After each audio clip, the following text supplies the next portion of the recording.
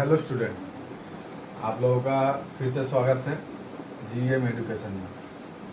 जैसे कि मैंने और मेघा मैम ने आप लोगों को बताया था कि हम लोगों का क्लास इंग्लिश टू हिंदी और इंग्लिश टू बंगाली अलग कर दिया गया है, क्योंकि जो स्टूडेंट्स हिंदी में पढ़ाई करना चाहते हैं उन लोगों को बंगाली मतलब बोरिंग लगेगा, उनको समझ में नहीं आएगा। इसीलिए हम लोगों ने क्या किया है, दोनों क्लास अलग अलग कर दिया है, पार्ट बाय पार्ट कर दिया है। तो इंग्लिश टू हिंदी होगा मेरा क्लास और इंग्लिश टू बंगाली जो होगा वो होगा मेगा मैम क्लास। तो चलिए आज का क्लास शुरू किया जाए। तो आज मीनिंग से ही स्टार्ट होता है, मीनिंग से ही स्टार्ट होगा, क्योंकि मीनिंग अगर सब से एक एक वर्ड का आप लोग जब तक मीनिंग नहीं जान पाओगे तब तक आप लोगों को इंग्लिश बोलने में या समझने में परेशानी होगी। इसीलिए तो आज शुरू किया जाए आज का क्लास। तो एट देख सकते, एक नंबर पे है एट। एट मतलब पर, एट मतलब पर। जैसे कोई चीज़ पे या पर या पे, दो भी मतलब पर भी होता है इसका ओरिजिनल मीनिंग, लेकिन बहुत कोई मतलब यूज़ करते हैं पे। वो पे मतलब किताब का भाषा नहीं है, वो हम लोग का जनरल भाषा है। तो ऐट का मतलब होता है पर, ऐट का मतलब होता है पर। उसका बाद आता है माई। माई का मतलब होता है मेरा। जैसे माई नेम इज गोलू, तो माई का मतलब होता है मेरा। उसका बाद आ जाते हैं गो। गो का मतलब होता है जाना, गो का मतलब होता है जाना। जैसे माई का मतलब होता है मेरा, वैसे गो का मतलब होता है जाना। जैसे गो बैक मतलब वापस जाओ, जाना या जाओ, जाओ। फिर उसके बाद आता है इफ। इफ का मतलब होता है अगर। जैसे हम लोग सोचते हैं अगर मेरा ये होता अगर, तो वो अगर का जगह पे बैठेगा इफ। इफ का बाद क्या आता है, इफ का बाद आता है मी। मी का मतलब होता है मैं या हम। जैसे मैंने आप लोगों को बताया था कि आई का भी मतलब होता है मैं या हम, और मी का भी मतलब होता है मैं या हम। तो ये चीज़ कौन, आई कहाँ बैठेगा, मी कहाँ बैठेगा, गो कहाँ बैठेगा, माई या इफ, ये सब कहाँ बैठेगा, ये सब आप लोगों को धीरे धीरे सिखाया जाएगा। क्योंकि जीएम एजुकेशन का टारगेट यही है कि आप लोग एकदम इंग्लिश को पानी जैसे घोल के पी जाए।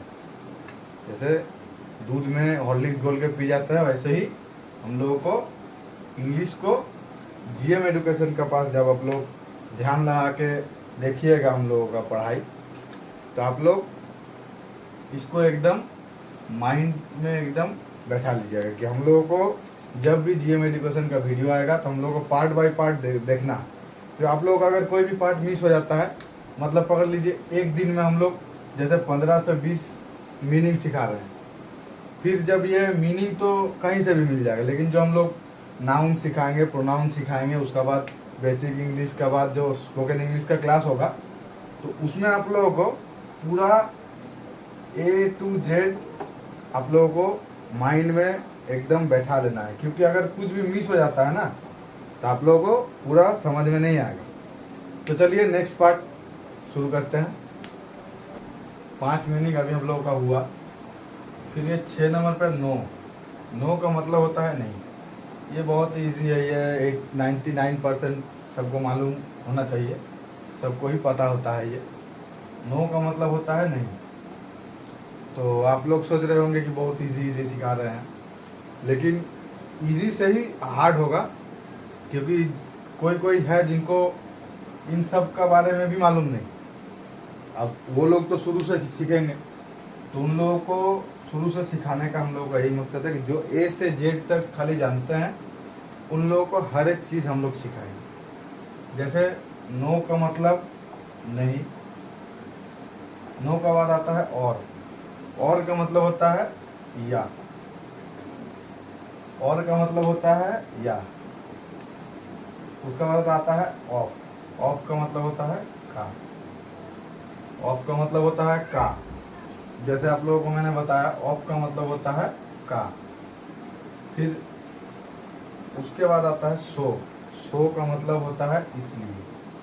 सो का मतलब होता है इसलिए। तो जैसे मैंने आप लोगों को पहले भी बताया, अभी भी मैं बता रहा हूँ आप लोगों को।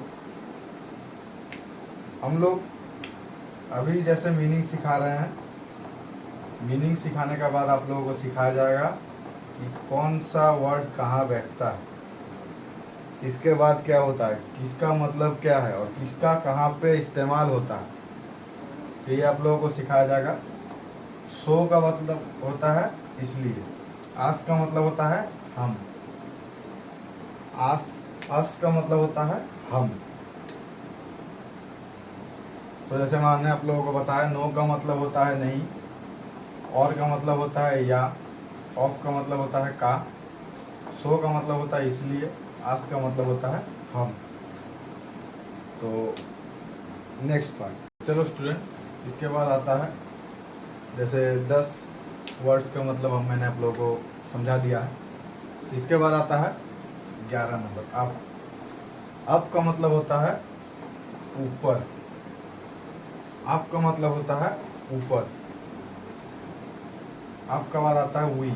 वी का मतलब होता है हम। वी का मतलब होता है हम। हस का भी मतलब था हम, वी का भी मतलब होता है हम। उसके बाद आता है हेल्प। हेल्प का मतलब होता है सहायता। हेल्प का मतलब क्या होता है? हेल्प का मतलब होता है सहायता। तो उसके बाद आता है लुक। लुक मतलब देखना। तो स्टूडेंट्स, जैसे मैंने आप लोगों को बताया, लुक का मतलब होता है देखना। उसके बाद आता है गुड। गुड का मतलब होता है अच्छा।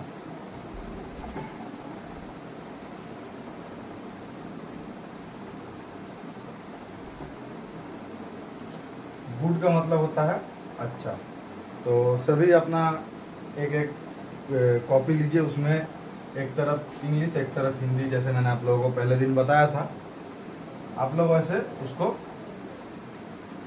पेज में, एक एक पेज में एक एक दिन का लिख लीजिए, तो आप लोगों को उसको रिवाइज करने में, रिवीजन करने में प्रॉब्लम नहीं होगा। तो वो आप लोग, जैसे मैंने आप लोगों को बताया, फिर से एक बार बता देता हूँ, आप लोग लिख लीजिएगा एकदम सुन के ध्यान से, पहले समझने के बाद। अगर कुछ समझ में नहीं आए तो हम लोग कमेंट बॉक्स में कमेंट करके हम लोग को पूछ सकते हैं, जरूर आप लोगों को इसका आंसर मिलेगा।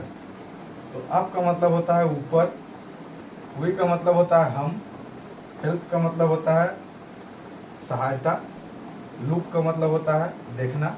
और गुड का मतलब होता है अच्छा। तो स्टूडेंट, ये आप लोग कॉपी में लिख लो।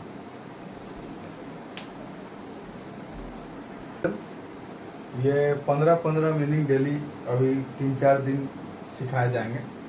तो ये आज जो मैंने सिखाया, उसके बाद ये सिर्फ डेमो है, क्योंकि आप लोग सोच रहे होंगे कि सिर्फ मीनिंग सिखा रहे हैं सर, वैसा बात नहीं है। तो आप लोग जैसे देख सकते हो, यहाँ पे लिखा हुआ है नीचे, पहले देखिए हिंदी में लिखा हुआ है, मेरा नाम गोलू है। तो ये मेरा नाम गोलू है का राइट इंग्लिश आंसर इसका है माई नेम इज गोलू।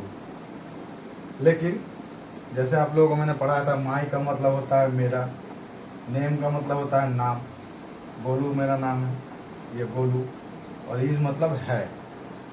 तो ये जैसे मेरा नाम गोलू है, इसको अगर हम लोग सीधा हिंदी का हिसाब से लिखेंगे तो ये आ जाएगा ऐसे, माई नेम गोलू इज। क्योंकि मेरा का मतलब होता है माई, नाम का मतलब होता है नेम, गोलू तो मेरा नाम है, यहाँ पे गोलू है का मतलब होता है इज। तो ये माई नेम गोलू इज ऐसे नहीं बैठेगा। ये किसका बाद क्या बैठता है, ये आप लोगों को सिखाया जाएगा। इसलिए तो सिर्फ डेमो था आप लोगों को दिखाने के लिए। जैसे यहाँ पे लिखा हुआ माई नेम इज गोलू, ये है राइट आंसर। ये राइट आंसर नहीं है, जैसे मैंने आप लोगों को पहले ही बताया था।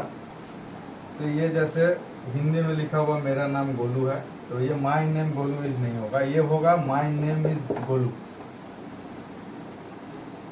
इसको हमेशा ध्यान में रखें।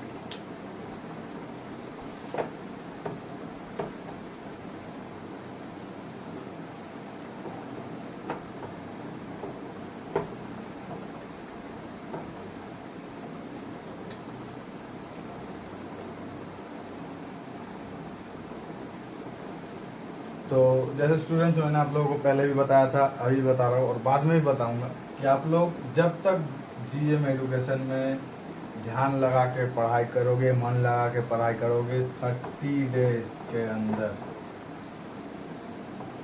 इन 30 डेज आप लोग पूरा इंग्लिश घोल के पी जाओगे, जैसे शरबत पीते हो। इसका मैंने आप लोगों को पहले भी बताया था, अभी बता रहा हूँ। अगर जैसे अभी 2 दिन हुआ, अभी 5 दिन का अंदर अगर आप लोगों को समझ में नहीं आया तो आप हमारे चैनल को अनसब्सक्राइब कर देना।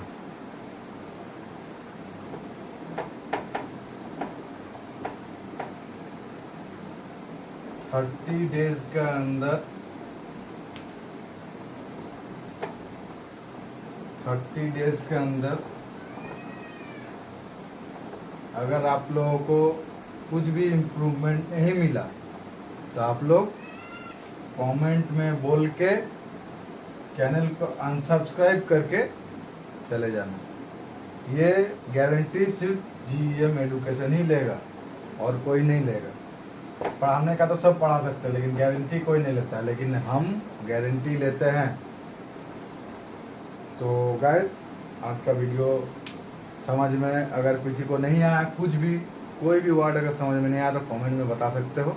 आज के लिए बस इतना ही था। डेली 15 मिनट सिखाया जा रहा है आप लोगों को। इनमें क्योंकि 15-15 सिखाने से एक दिन में जो एकदम नहीं जानते हैं उन लोगों के लिए 15 ही ठीक है। अगर हम एक दिन में पढ़ाने का 30 भी पढ़ा सकते हैं, लेकिन आप लोगों को याद नहीं रहेगा। एक दिन में जितना याद रहता है उतना ही पढ़ाई कीजिए। ज़्यादा करने से, ज़्यादा दिमाग को प्रेशर देने से जो याद है वो भी आप लोग भूल जाएं। तो इसीलिए आप लोगों को पर डे 15 मिनट्स अभी समझाया जा रहा है।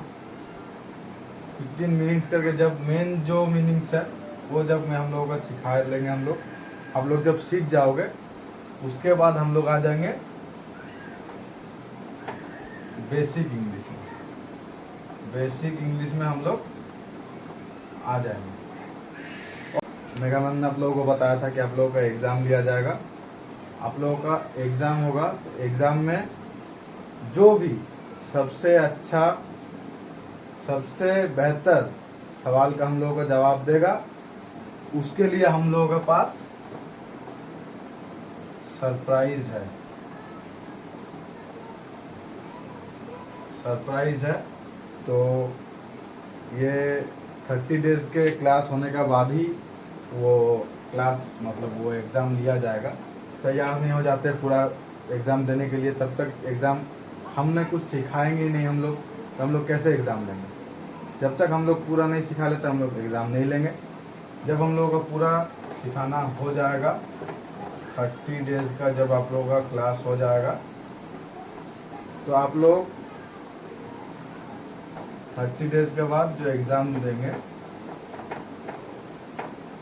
वो एग्ज़ाम में पास मार्क्स रहेगा 25%।